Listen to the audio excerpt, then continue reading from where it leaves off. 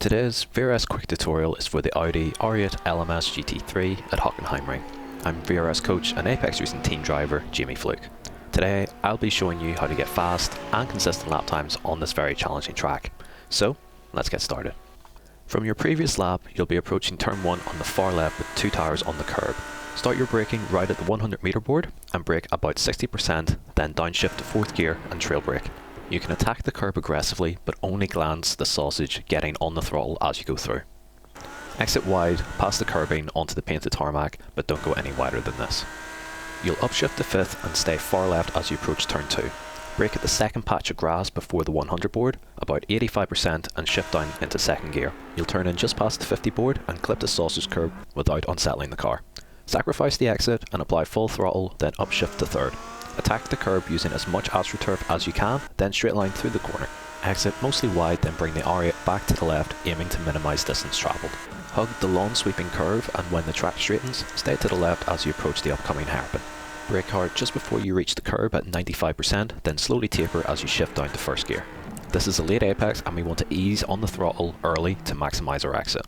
You should attack the curb with both tyres and exit wide, but avoid the sausage curb to prevent it hampering your drive off the corner. Stay far left as you upshift to 4th gear. You'll be turning in just past the entry curb, then upshift to 5th. You should be flat out as you clip the apex curb and get the car back to the right hand side to set up turning it. Brake hard at about 80% at the middle of the entry curb here. Continue braking in a straight line as you downshift to 2nd, then turn in about a car length past the 50 board.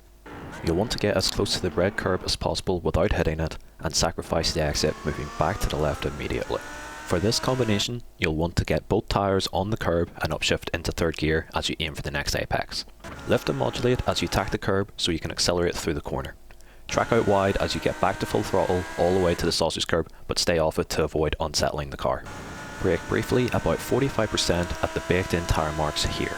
You'll want to get on the throttle early and control it through the corner to help stabilise the car. You can get really aggressive up over the curb about this far safely, and then track out all the way to the gravel on exit. You'll need to get the car back over to the right before the next corner. Approaching far right, start braking at about 75% just before the change in track surface at the 50 board. Downshift to 2nd and bleed off your brakes early into the corner.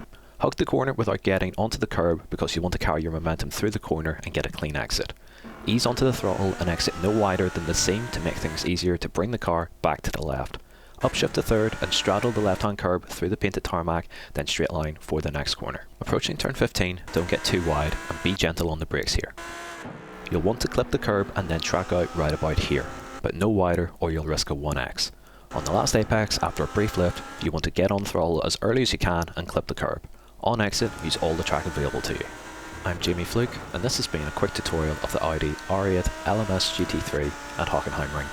For a more in-depth walkthrough, go to the URL on the screen.